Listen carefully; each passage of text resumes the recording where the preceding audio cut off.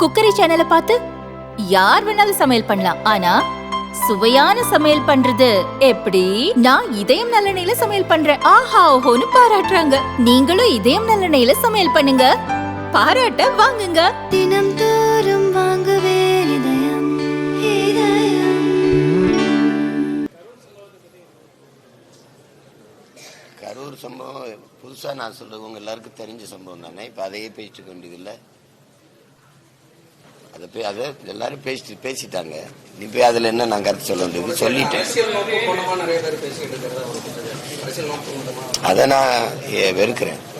அந்த மாதிரி பேசுறத நான் வெறுக்கிறேன். நான் இதை விட பெரிய சாவை சந்திச்ச இனத்தின் மகன், உங்களுக்கு தெரியும் நினைக்கிறேன். அதனால ஒவ்வொரு கட்சியும் ஒவ்வொரு தேவைக்காக பேசுது. இறந்த உயிர்களுக்காக ஒரு வருத்தம் கூட யாரும் சொன்னதா பதிவு பண்ணதா தெரியல. ஆதரவு எதிர்ப்பு அப்படின்னு தான் இருக்குதே ஒழிய அதை போய் பேசி இனி என்ன இருக்குது? போன உயிர் போனதுதான். இது இனி வரும் காலங்கள்ல மிக கவனமா ஒவ்வொருத்தரும் இது செயல்படணும். அவ்வளவு பொறுப்புணர்வோடு இயங்குவாங்களாங்கிறதே சந்தேகம்தான். வேற ஏதாவது கேளுங்க, அதை விட்டுருங்க, வேற கேளுங்க.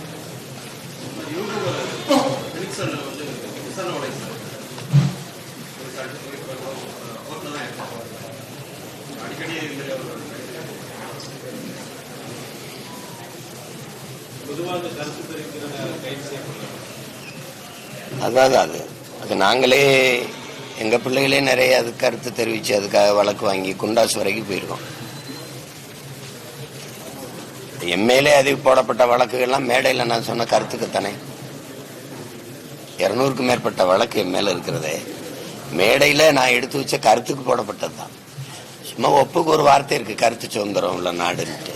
அது இல்லை. ஒரு கருத்து, அந்த கருத்துக்கு ஒரு எதிர்கருத்தை வச்சுதான் எதிர்கொள்ளணுமே ஒழிய வழக்கு சிறை அப்படின்னு அடக்குமுறை வச்சு அது ஒடுக்குவது சரியான ஜனநாயகமா இருக்காது.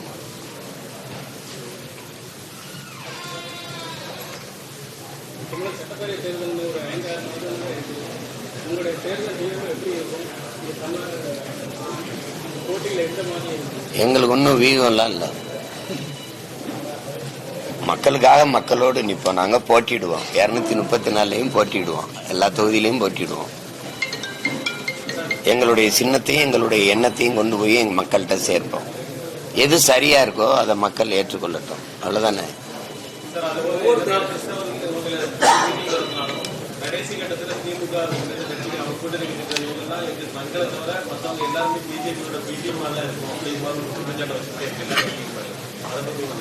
அது திமுக அந்த மாதிரி எல்லாரையும் சொல்லல. நீங்க அப்படி சொல்லக்கூடாது. என்னை தான் சொல்லிச்சு. என்னை எதிர்கொள்ள முடியாது. ஏன்னா நான் ரொம்ப கீழ்நிலையில ஒரு எளிய பின்புலத்திலிருந்து வந்த மகன். நான் ஒரு அடக்க முடியாத ஆவேசத்தோடும் ஆத்திரத்தோடும் கோபத்தோடும் வெகுண்டெழுந்து வந்த ஒரு மகன். அது என் இனச்சாவிலிருந்து பிணக்குவியிலிருந்து பிறந்து வந்த மகன். அதை எதிர்கொள்ள முடியாம தான் என்னை 1.5 ஆண்டுகள் சிறைப்படுத்தி சிறையிலே வச்சு என் குரல் வலையை நெரிச்சு அதுக்கப்புறம் அப்ப இவனை எப்படி கட்டுப்படுத்துறது அப்படிங்கும்போது நான் தேர்தல் அரசியலுக்கு வரும்போது இஸ்லாமிய கிறிஸ்தவர் வாக்குகள் இவனுக்கு போயிடும் அங்க அப்படிங்கறதுனால இதை திட்டமிட்டு பரப்புனேன். BJP RSS, BJP B team, RSS கைக்கூலி அப்படின்ட்டு. அத என் மக்களும் உங்களுக்கு தெரியும் தானே. பிஜேபி சீமானுக்கு போட்டா பிஜேபி வந்துருப்பாங்க, சீமானுக்கு போட்டா சீமான் தானே வருவாங்கிற கேள்வி கூட என் மக்கள் எழுப்பவும் இல்லை, அதை புரிஞ்சுக்கிறவும் இல்லை. அதனால இப்ப 36 லட்சம் எனக்கு வாக்கு இருக்குன்னா அதுல 1 லட்சம் வாக்கு தான் இவங்கெல்லாம் போட்டுப்பாங்க. உங்களுக்கு விளங்குதுன்னு நினைக்கிறேன். அது மொத்தமா அந்த கிறிஸ்தவர் இஸ்லாமியர் வாக்குகளை மொத்தமா திமுக அறுவடை செஞ்சிருது. ஒரு ஏமாற்றி அறுவடை செஞ்சிருது. சிறுபான்மைன்னு சொல்லுது, அதை இவங்க நம்புறாங்க. ஏன்னா சொல்றவங்க தான் ரொம்ப சிறுபான்மை, அவங்க தான் பாதுகாப்புன்னு சொல்றது. ஆனால் உண்மை யதார்த்தம் என்ன அப்படின்னா கிறிஸ்தவ இஸ்லாமிய மக்கள் தான் இவங்களுக்கு பாதுகாப்பு. இவங்க வாக்குல தான் வலிமை பெற்று அதிகாரத்திலே இருக்குது. அதை உணராம இவங்களுக்கு பாதுகாப்புன்னு சொல்லிட்டு ஏமாத்தி வாக்கை அறுவடை செய்கிறதா.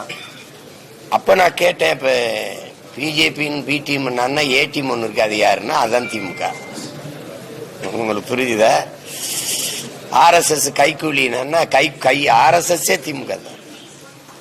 அதுக்கு ஒரு பெரிய கொள்கை வேறுபாடுலாம் ஒன்றும் கிடையாது. அது 100 விழுக்காடு இந்துன்னு சொல்லுவோம் ஆர்எஸ்எஸ், இது 90 விழுக்காடு இந்துன்னு சொல்லுவோம் திமுக. அது தலைமையே சொல்லுது நாங்க 90 விழுக்காடு இந்துக்கள் தான். அது எங்களை தமிழரா பார்க்காது, சாதியா பார்க்கும், இல்லைன்னா மதமா பார்க்கும். உங்களுக்கு விளங்குதா? இந்துன்னு சொல்லுது பாருங்க, 90 விழுக்காடு நாங்க தமிழர்னு சொல்ல முடியுதா? இந்துக்கள் தான் எங்க கட்சியிலேன்னு சொல்லுது. அப்ப வர்ற 10 விழுக்காடு தான் இஸ்லாமியங்கிறத இருக்கான் அந்த கட்சியிலே. இந்த சனம் நம்பிட்டால இது. அதனால இதை தெளிவுபடுத்த வேண்டியது இந்த என்னுடைய பொறுப்பு. இங்க இருக்கிற ஆயர்மார்கள், அந்த போதகர்களுடைய பொறுப்பு, அருள் இறை பணியாளர்களுடைய பொறுப்பு. அதுல எல்லாரும் நாங்க முடிஞ்ச வரை எடுத்து சொல்றோம். முன்னாடி இதை செய்யல, அப்ப உண்மை நிலையை விளக்க வேண்டியது ஒவ்வொருத்தருக்குமான பொறுப்பு. அதனால சொல்றோம். இப்ப எதனால எனக்கு வாக்கு அளிக்கல அப்படிங்கறத நம்ம அவங்க தெளிவு வர வேண்டியது இருக்கு. இப்ப நான் வந்தா பிஜேபி வந்துரும்னா எப்படி? நான் தானே வருவேன். அது இந்த தேர்தல்ல அதுக்கு எடுபடாது. ஏன்னா இந்த தேர்தல்ல பிஜேபி இல்ல, பிஜேபி இன்னொரு கட்சியின் முதுகு பின்னாடி தான் நீக்குது. இப்ப இதுல திமுகவா அதிமுகவாங்கிறதுல நாங்க என்ன சொல்லுவோம், எல்லாருக்கும் தான் வாய்ப்பு கொடுத்துட்டீங்களே. ஐயா ஸ்டாலின் ஆட்சியிலேயும் வாழ்ந்துட்டீங்க, ஐயா எடப்பாடி ஆட்சியிலேயும் வாழ்ந்துட்டீங்க. இந்த 2 கட்சிக்கு மாறி மாறி 60 ஆண்டுகள் வாய்ப்பு கொடுத்துட்டீங்க. ஒரு 5 ஆண்டு உங்க மகனுக்கு கொடுத்து பாருங்களேன் அப்படிங்கறத தான் நாங்க கேட்போம். நான் சொல்றது எதையாவது அவங்க சொல்லியிருக்காங்களா? நான் செய்வேன்னு சொல்றதை ஏதாவது செஞ்சிருக்காங்களா? நான் என்ன சொல்றேங்கிறத கவனிங்க. என் நிறத்தை பார்க்காத, என் கருத்தை பாரு. என் சாதி என்னன்னு பார்க்காத, நான் சாதிக்க துடிக்கிற என்னுடைய நோக்கத்தை பாரு. மதத்தை பார்க்காத, அதை தாண்டி நாங்க வைக்கிற மானுடத்தை பாரு. அதுக்கு போடு. நீ பெரிய வீட்டை கட்டி வச்சுட்டு போகணும்னு நினைக்கிற, நான் வாழ்றதுக்கு நல்ல நாட்டை வச்சுட்டு போகணும்னு நினைக்கிறேன் மக்களுக்கு. நீ தங்கத்தை வைக்கணும்னு நினைக்கிற, நான் தண்ணியை வைக்கணும்னு நினைக்கிறேன். நீ காசு பணம் காரை வைக்கணும்னு நினைக்கிறேன், நான் நல்ல காத்த வச்சுட்டு போகணும்னு நினைக்கிறேன். அதுதான் இங்க முக்கியம். நீ சொத்தை சேர்த்து வச்சுட்டு போகணும்னு நினைக்கிறேன், நான் நஞ்சில்லாத சோத்தை வச்சுட்டு போகணும்னு நினைக்கிறேன். இந்த நினைப்பு உனக்கு இருந்தா என்னோட நில்லு, இல்லைன்னா யார் கூடவாது நில்லுங்கிறத நம்ம மக்களுக்கு முன்னாடி வைக்கணும். அதனால அது இந்த தேர்தலில் நீங்க நினைக்கிற மாதிரி அவங்க அவ்வளவு எளிதா இஸ்லாமிய மக்கள் கிறிஸ்தவ மக்களின் வாக்கை எடுத்துக்கிட்டு போறது சாத்தியம் இல்லை.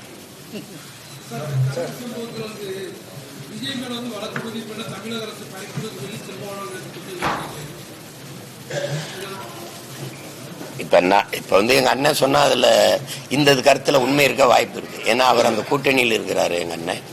அப்ப அவர் சொன்னதுல உண்மை இருக்க வாய்ப்பு இருக்குல்ல. எனக்கு அவங்களுக்கும் தொடர்பு இல்லை. அவர் அந்த கூட்டணியிலே இருக்கிறாரு, அருகிலே இருக்கிறாரு. அவங்க கட்சி ஆட்சியில இவருக்கு பங்கு இருக்கு. ஏன்னா அந்த ஆட்சி அமைவதற்கு அவர் வாக்கு வலிமையும் இருக்கு. அப்படிங்கும்போது அவர் சொன்ன உண்மை இருக்கும்ல.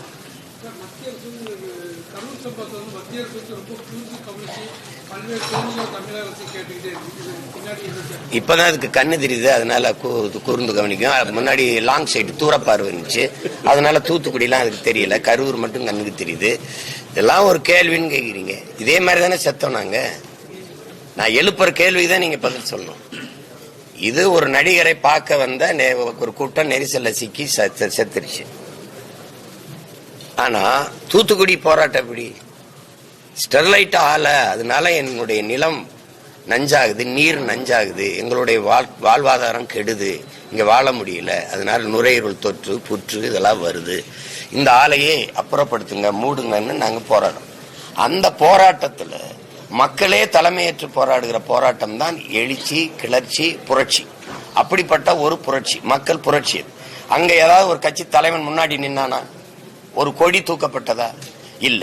ஆனா மக்கள் தங்கள் கையை உயர்த்தி இந்த ஆலை வேண்டாம் என்று முழக்கமிட்டு வந்தார்கள். அது மக்களாக முன்னெடுத்த போராட்டம். அந்த மக்கள் போராட்டத்துல கூட்டமா வர்றாங்கன்னா மாவட்ட ஆட்சியர்கிட்ட மனு கொடுக்க வந்தாங்க. அதுதான் நோக்கம். அங்க இருந்த அதிகாரி என்ன சொல்லியிருக்கணும், அல்ல காவலர்கள் என்ன சொல்லியிருக்கணும், இவ்வளவு பேர் வர முடியாது, நீங்க முன்னாடி நிக்கிற ஒரு 4 பேர் 5 பேர் வந்து மனுவை கொடுங்க வாங்கன்னா கொடுத்துட்டு அழகா கோரிக்கை வச்சுட்டு போயிருப்பாங்க. அங்க ஏன் துப்பாக்கி சூடு நடந்தது? நான் கேட்கறதுக்கு யாரு மனச்சான்றோடு பதில் சொல்ல இந்த நாட்டில் யார் இருக்கா? யார் இருக்கா சொல்லுங்க. ஏன் துப்பாக்கி சூடு நடந்தது? கலவரம் வரும், மனு கொடுக்க வர இடத்துல கலவரம் வரும் என்று எப்படி கணிச்சீங்க? எப்படி கணிச்சீங்க?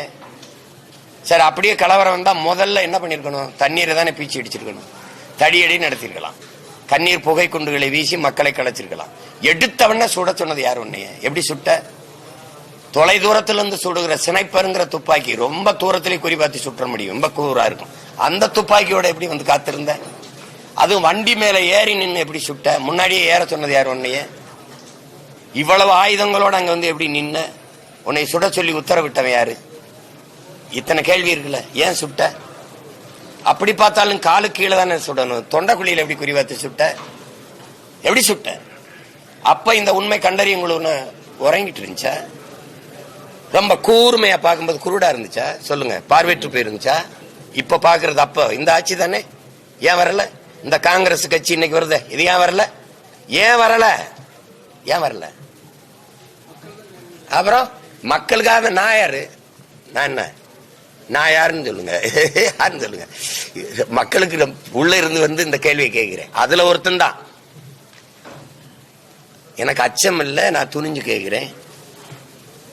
அதனால நான் கேட்கறதுக்கு பதில் சொல்லுங்க யாரையாவது. தொலைக்காட்சியில பார்த்தா தெரிஞ்சுக்கிட்டேன்னு அன்னைக்கு முதல்வராக இருந்த ஐயா எடப்பாடி பழனிசாமி சொன்னாங்களா இல்லையா? அப்ப அவருக்கு தெரியல, இப்ப சுட சொன்னது அவருக்கு தெரிஞ்சு சுட சொல்லு. அப்ப சுட சொன்னது யாரு? யாரு? அப்பாவை மக்களை சுட்டு போட்டா அதனால பின்விளைவு வரும்னு யோசிக்காம சுட்டது யாரு? அப்ப எதிர்கட்சி தலைவராக இருந்த இதே ஐயா ஸ்டாலின் அவர்கள் நான் வந்து 2 மாசத்துல விசாரிச்சு நீதியை நிலைநாட்டுவேன்னு சொன்னது இருக்கா இல்லையா? இருக்குல்ல. 4 ஆண்டு முடிஞ்சு அடுத்த 6 மாசத்துல தேர்தல் வரப்போகுது. என்ன நடவடிக்கை எடுத்து நிலைநாட்டிருக்காங்க? இதே இன்னைக்கு போட்டிருக்க விசாரணை கமிஷன் அம்மா அருணா ஜெகதீசன் தலைமையில அதே அம்மா தான் விசாரிச்சாங்க. இதே தூத்துக்குடிக்கு நான் வந்து நேர் நின்று 3 மணி நேரம் சாட்சியம் கொடுத்துருக்கேன். அதுக்கு என்ன நடவடிக்கை? இவங்க விசாரிச்சு அறிக்கை கொடுத்துட்டாங்க. அந்த அறிக்கைக்கு எடுக்கப்பட்ட நடவடிக்கை என்ன? ஒரே நடவடிக்கை தான் எடுக்கப்பட்டிருக்கு. அந்த துப்பாக்கி சூட்டில் ஈடுபட்ட அதிகாரிகளுக்கு பணி உயர்வும் பணி இடமாற்றமும் கொடுக்கப்பட்டிருக்கு. இப்படி நான் ஒரு கேள்வி கேட்கிறேன். இந்த கரூர் நிகழ்வு வந்து ஓராண்டுக்கு முன்னாடி நடந்திருந்தா இவங்க எல்லாம் இவ்வளவு அக்கறை காட்டியிருப்பாங்கன்னு நினைக்கிறீங்களா? இது ஒரு சாவோட சாவு தான். சாராயம் குடிச்ச 63 செத்தான், ஆந்திர காட்டுக்குள்ள 20 பேர் சுட்டுக் கொல்லப்பட்டு செத்தான், இந்திய கடலுக்குள்ள 850 பேர் மீனவன் செத்தான். எங்க சாவு அவனுக்கு ஒரு பொருட்டே கிடையாது, அதெல்லாம் அவன் கவனிக்க மாட்டான். இப்ப இது ஏன்னா 4 மாசத்துல தேர்தல் வரப்போகுது, கூட்டணி அமைக்கணும், அப்ப பரபரப்பா இயங்கணும், அதை பேசணும். அதனால உடனே வரியல. உண்மையை கண்டறியறது. என்ன கண்டறிய? என்ன கண்டறிய? ஒரு நியாயத்தை பேசுங்க. இப்போ நான் ஒரு நிகழ்ச்சிக்கு வந்திருக்கேன். இந்த நிகழ்ச்சி நான் வரலைன்னா நிகழ்ச்சி இருக்குமா? ஒரு கேள்வி நீங்க எல்லாம் சொல்லுங்க. ஊடகவில் நான் வர்றதானே நிகழ்ச்சி. நான் வரலைன்னா இந்த நிகழ்ச்சி இருக்குமா? இப்ப நான் வரலைன்னா இந்த கூட்டம் நடக்குமா? நான் வரலைன்னா இந்த நெரிசல் ஏற்படுமா? நான் வரலைன்னா இந்த மரணம் நிகழுமா? அப்ப என்னுடைய வருகையால நிகழ்ந்த மரணம் தான் அது. அப்படின்னா முதல் காரணம் யாரு? நீங்க தான் பதில் சொல்லுங்களேன். அக்கட்சியோட தலைவர் எந்த பொறுப்புமே ஏற்கலையே. நான் ஒரு காரணமாயிட்டேன், அதுக்காக வருந்துறேன். என் அன்பு மக்கள் என்னை மன்னிச்சு கொள்ளுங்க. இந்த மரணம் ரொம்ப வழிதோய்ந்ததா இருக்கு. இந்த சிறு குழந்தைகளுடைய மரணத்திலாம் என்னால் தாங்க முடியல. நான் அதுக்காக வருந்துறேன். இனி வரும் காலங்களில் இது போல நடக்காம நம்ம பார்த்துக்கலாம், என்னை மன்னிச்சுக்கிறோங்கன்னு ஒரு வருத்தமே இல்லையே. அங்க நடக்காது, இங்கே நடந்துச்சு. அரசு தான் பொறுப்பு இருக்கணும். எங்களுக்கு சின்ன இடத்த கொடுத்தாங்க. நீங்க எழுதி கொடுத்த இடத்துல இந்த இடம் இருந்ததா இல்லையா? நீங்க எழுதி இடம் கேட்டீங்கல்ல, அதுல இந்த இடம் இருந்ததா இல்லையா? இருந்தது. நீங்க எழுதி கொடுத்த இடத்துல இது ஒரு இடம். அவங்க சொல்றது மற்ற இடங்கள்லாம் இன்னும் ரொம்ப குறுகலா இருக்கும். அங்க எரிபொருள் வங்கி இருந்துச்சு, ஒரு ஆற்று இது இருந்துச்சு, அது ரொம்ப பேராபத்தா ஆயிருங்கிறதுனாலதான் இதுல கொடுத்தவங்க. அதுக்கு 2 நாளைக்கு முன்னாடி எதிர்கட்சி தலைவர் அங்க கூட்டம் அங்க நடத்தினதுனால இந்த இடம் வாய்ப்பா இருக்கும்னு கொடுத்தோம்னு சொல்றாங்க. அப்படின்னா நீங்க என்ன சொல்லியிருக்கணும்? இந்த இடம் ரொம்ப சின்ன இடம், நான் வரமாட்டேன்னு சொல்லி மறுத்திருக்கணும். வந்த உடனே தம்பி பேசுறாரு, காவல்துறை அதிகாரிகளுக்கு நன்றி, அவங்க என்னை பத்திரமா இங்க கொண்டாந்து சேர்த்தாங்க அப்படின்னு. அப்புறம் அந்த காவல்துறை மேல சாவு விழுந்தவொன்னு பழிய போடுறது எப்படி? ஏதாவது ஒரு நிலைப்பாட்டில் நிக்கணும். அப்ப இது என்னால நடந்தது அந்த சாவு, அதுக்கு பொறுப்பு நான் ஏற்று வருந்திரணும். அதோட முற்றாயிரும். அது இல்லாம நீங்க பொறுப்பேற்கணுங்கிறதும் அவங்க இவர் தான் காரணங்கிறதும் இதை கேட்கும்போது நமக்கு கடுமையான கோபமும் எரிச்சலும் வருது. ஏன்னா செத்து போயிருக்கிற வீட்டுல இந்த செய்தி போகும்போது இந்த சண்டையை பார்க்கும்போது எப்படி இருக்குன்னா, நாங்க பணத்தை கட்டி பிடிச்சி அழுதுகிட்டு இருக்கோம், நீங்க சண்டை விட்டுக்கிட்டு என்ன பட்டிமன்ற மாதிரி நடத்திட்டு இருக்காங்க. நாங்க லட்சக்கணக்கா சாகும் போதும் வேடிக்கை பார்த்து திரையரங்குகளையும் மதுக்கடைகளையும் கூடிக்கிட்டு இருந்த கூட்டம் தானே இது. நாங்க லட்சக்கணக்கா எங்கேயோ சாவுன்னு தெரியுது. உன் வீட்டுல இளவு விழுந்தா மட்டும் அந்த நாட்டுல இனம் சாகும்போது இனம் விழும்போது நீங்க கவலைப்படல, உன் வீட்டுல ஒரு இளவு விழும்போது உனக்கு வலிக்குது. 850 மீனவனை சுட்டே கொண்டிருக்கான். அப்ப இந்த பாரதிய ஜனதா இந்த காங்கிரஸ் எல்லாம் உற்று பார்க்காம இங்க இறங்கிச்சா 12 பேரை ஒரே சங்கிலியில பூட்டி கொண்டு போனான்ல. ஒரு தேசியனத்தின் மகனா இது என் இனத்துக்கு அவமானமா நினைக்கல. என் மீனவனை பிடிச்சி மொட்டை அடிச்சான்ல, எனக்கு என்னடா அவமானம்? என்னுடைய வாக்கை வாங்கி அதிகாரத்தில் உட்கார்ந்து இந்த நாட்டின் தலைவர் உங்களுக்கு தான்டா அவமானம். ஒரு நாட்டின் குடிமகனை மொட்டை எடுக்கும் போது அந்த என்னை அசிங்கப்படுத்தணும்னு செய்த செயல் உனக்கு தான் அவமானம், எனக்கு ஒண்ணும் இல்ல. அது அவமானமா ஏங்கிறதுல ஏங்கிறது என் மயிர் போனாலும் உயிர் போனாலும் உனக்கு ஒண்ணுதான். அதனால நீ அதை பத்தி கவலைப்படல. அப்புறம் இது எப்படிப்பட்ட ஆட்கள்? ஓகி புயல் அங்க 200க்கு மேற்பட்டவன் போய் கடல்ல இந்த இதுல சிக்கிக்கிட்டான், நடுக்கடல்ல தூத்துக்குடியில அந்த கன்னியாகுமரியில. அவனுக்கு இவ்வளவு வலிமை மிக்க ராணுவம் இருக்குது, கடற்படை ராணுவம். ஓடி போய் காப்பாத்துச்சா? 3 நாள் வரைக்கும் என் மீனவ மக்கள் நீஞ்சிக்கிட்டு நிற்பான். அவன் அது வரைக்கும் தற்காத்துக்குருவான். ஒருத்தன் கூட போகல. நாங்கெல்லாம் உட்கார்ந்து போறான்னு போய் நின்னோம். இறந்து போயிட்டான். சரி, இறந்த பிணத்தையாவது எடுத்துட்டு வந்து கொடுங்க, நல்ல அடக்கம் பண்ணிக்கிறோம்னு என் மக்கள் கெஞ்சினாங்க. ஒருத்தன் வரல. என்ன ஆயிடுச்சு? அவ்வளவும் கிறிஸ்தவ மீனவன் எல்லாம் காங்கிரஸ் ஓட்டர்னு 40,000 ஓட்டை தூக்கி விட்டுருச்சு இந்த கட்சி. ஆமாவா இல்லையா சொல்லுங்க? நானா அந்த கதை சொல்றது மாதிரி நினைச்சிருக்கேன். 40,000 பேர் வாக்க தூக்குச்சு. அன்னைக்கு நான் தான் கத்துனேன், இதான் ஜனநாயகமாடான்னு. போராடிக்கிட்டு அழுதுகிட்டு இருக்கும்போது வந்து பார்க்காதவங்க செத்த பணத்தை எல்லாம் ஒரு அரங்கத்துல வச்சு, அந்த அரங்கத்துல படத்தை வச்சு வந்து பார்த்துட்டு போனாங்க. அப்போல்லாம் உற்று பார்க்க என்ன பார்வை மங்கி இருந்துச்சா இல்ல படு தூங்கிட்டீல? கேவலம் இதை போய் பேசிட்டுக்கிறீங்க நீங்க.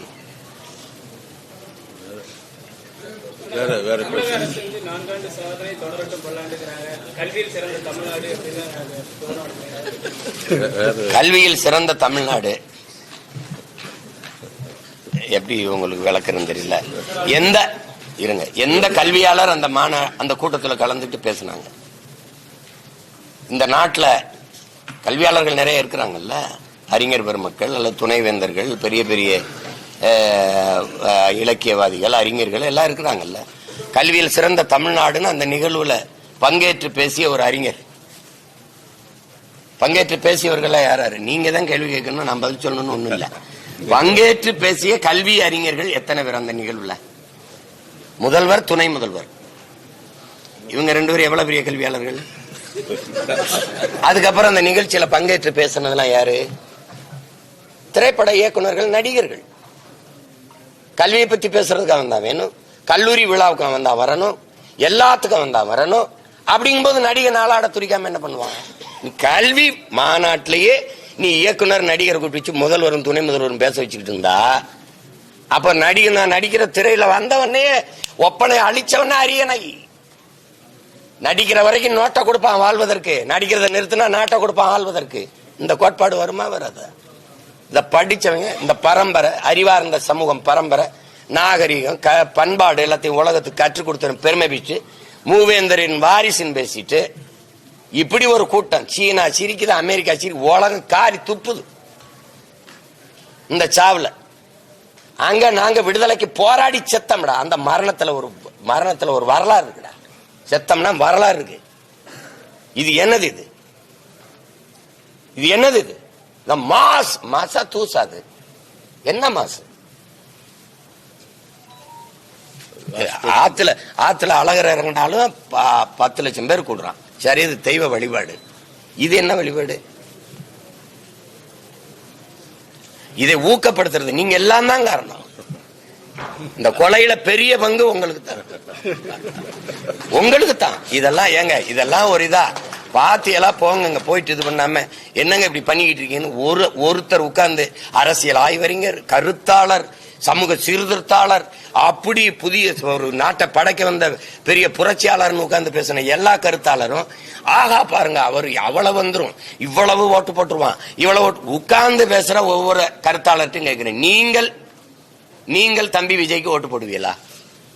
கேள்வியாதான் இந்த உட்கார்ந்து பேசுற கருத்தாளர்கள்ட்ட கேட்கிறேன், நீங்க போடுவீங்களா? போடுவீங்க. ஏன் போடுவீங்க சொல்லுங்க.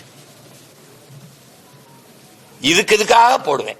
அவர் வைக்கிற இந்த கருத்து, இந்த கோட்பாடு, இந்த செயல்பாடு இதுக்காக போடுவேன். சொல்லுங்க, மக்களுக்கு சொல்லுங்க. போட மாட்டிய அப்படின்னா ஏன் போட மாட்டீங்க அதையும் சொல்லுங்க. சும்மா உட்கார்ந்து கிழிச்சு வச்சக்கார மாதிரி உனக்கு நல்ல காலம் பிறந்துரும், இது வந்துரும், இது போயிடும், என்னடா குடுகுடுப்பக்கார மாதிரி போயிட்டு. இதெல்லாம் அரசியல் ஆய்வா? இதெல்லாம் நல்ல கருத்தை விதைச்சு நாட்டை, நல்ல வளமான நாட்டை உருவாக்குற சிந்தனையாளர்களா? உட்கார்ந்து பேசினா வெளியில வரும்போது 2000 கொடுப்பான். தானியில வந்தீங்கன்னா, ஆட்டோல வந்தீங்கன்னா அது காசு கொடுப்பான். இதா கேவலம் இது. இதெல்லாம் உட்கார்ந்துக்கிட்டு காலையில இருந்து கிளம்பிட்டார், இந்த போயிட்டு இருக்கார், இந்த ஏறிட்டார், இந்த திரும்பிட்டார். அவன் இது பெருமையா கருதிட்டான். நீங்க பேசும்போது கூட்டம்லாம் அவோ இதுல பங்கு, அவோ ஐயோ ஐயோ அப்படின்னு அது ஒரு பெருமையா, பர்சனாலிட்டியா மாத்தி விட்டீங்க, சமூக மரியாதையா மாத்தி விட்டீங்க. எதுக்குடா வந்தவன பாடுறா, எதுக்குடா காலையில இருந்து 8 மணில இருந்து இரவு 7 மணி வரைக்கும் நின்றுகிட்டு இருக்கான்னு ஒருத்தன் கேட்கல. இதுல இது என்னது?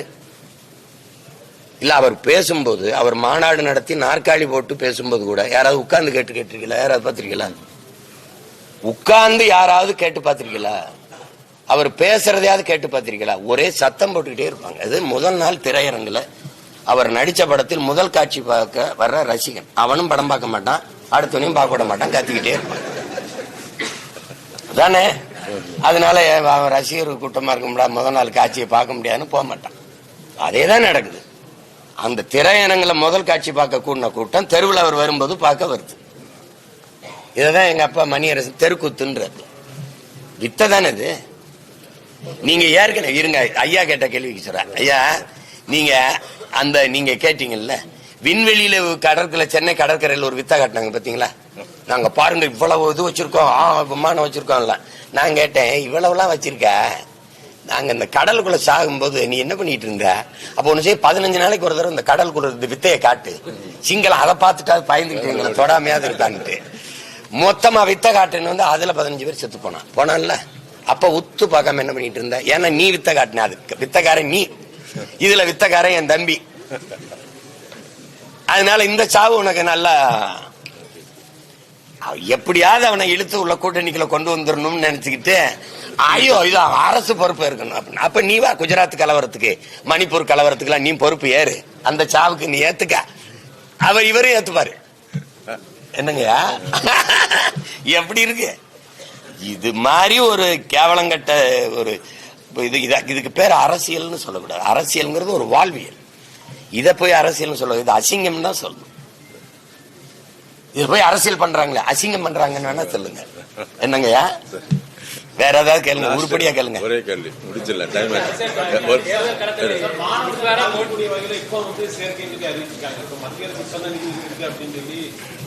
புரியல. மாணவர்கள்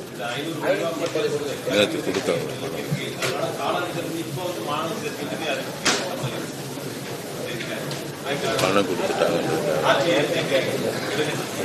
சேர்த்துக்கிட்டாங்க. அது எனக்கு தெரியல. அந்த கல்வி சிறந்த தமிழ்நாடு அந்த மாநாட்டுல கலந்துகிட்டவங்க தான் நீங்க கேட்கணும். எனக்கு இதுல நான் சொல்றதுக்கு இல்ல, வேணா தனியா போய் தலையில அடிச்சுக்கிறேன். என்னங்கய்யா,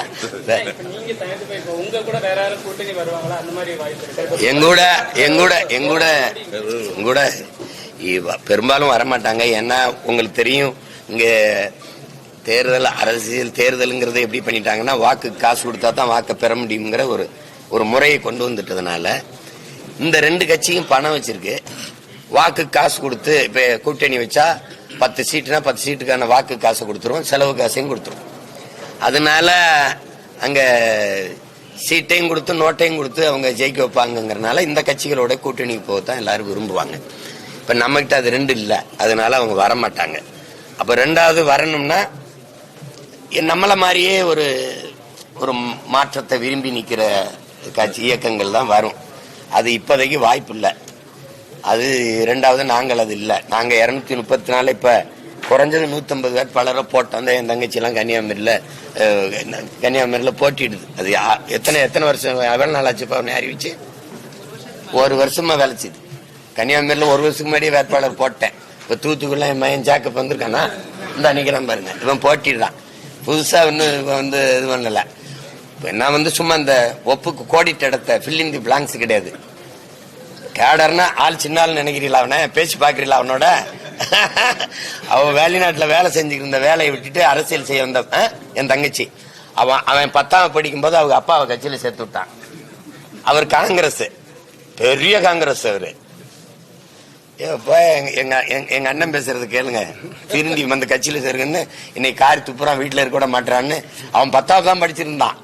அப்ப கட்சியில இவர் சேர்ந்தாரு. இப்ப அவன் கல்லூரி முடிச்சு வந்துட்டனால அவனை வேட்பாளரா நிறுத்தினேன். ஏன்னா நான் கட்சி நடத்துனதே அவனுக்கு தான். நான் சொன்னால 10ஆவது படிச்சுட்டு இருக்கான்னு வந்துட்டான் இப்ப, அதனால அவன் வேட்பாளர்.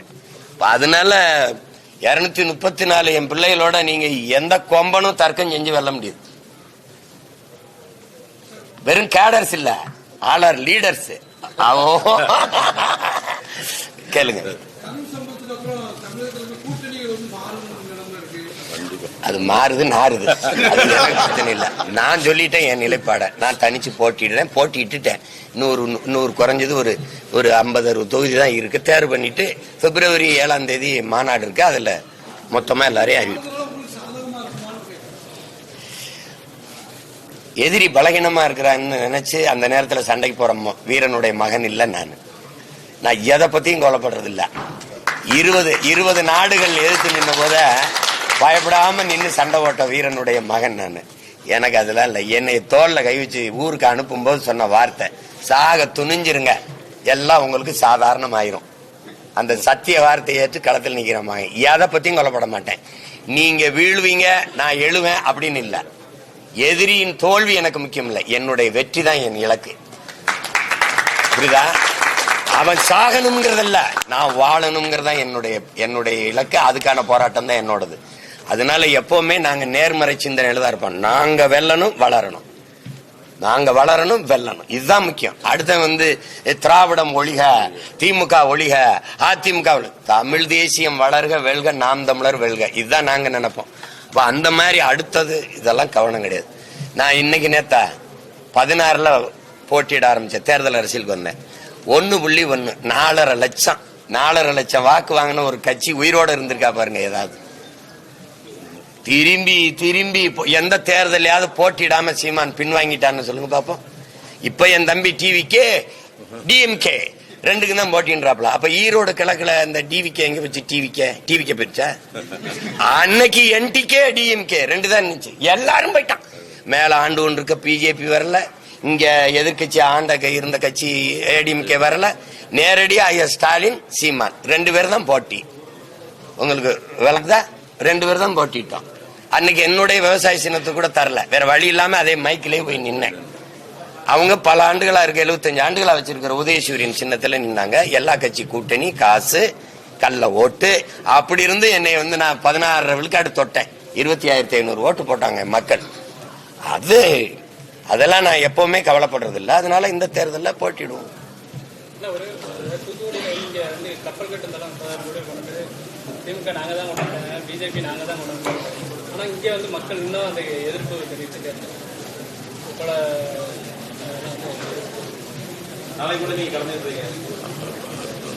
எதிர்ப்பு தெரிவிக்கிறதுல என்ன இருக்கு? எதிர்ப்பு தெரிவிக்கிறது நம்மகிட்ட வலிமையான ஒரு ஆயுதம் இருக்கு, வாக்கு. அதை வச்சு வீழ்த்தினாலே ஒளி அது திருந்தது. இருக்கிற துறைமுகத்திலே வேலை நடக்காம போது 9 புதிய துறைமுகங்கள் எதுக்கு? செயற்கை துறைமுகங்களை உருவாக்கணும். இயற்கையா அமைந்த துறைமுகத்திலே வேலை இல்லை, அப்புறம் எதுக்கு புதிய துறைமுகங்கள்? நிலத்தை கொடுத்தாச்சு தனியார் முதலாளிகளுக்கு, இன்னும் கடலை கொடுக்கணும். என்ன இருக்கும் மக்களுக்கு என்று என்ன இருக்கும்? அதனால நாங்க போராடுறோம். எங்களுக்கு இந்த வலிமை போதல்ல, இன்னும் கொஞ்சம் வலிமை வந்துச்சுன்னா தான் அது. இப்ப நான் கூண்டுக்குள்ள இருந்து கத்துறதுனால இந்த சேவலுடைய சத்தம் கேட்கல. கூரை மேல ஏறி குவிட்டேன்னா கேட்டுரும். அப்ப கூரை மேல ஏறுறதுக்கு தான் ஏனியை போட்டு ஏறிக்கிட்டு இருக்கேன். மகிழ்ச்சி, நன்றி. நன்றி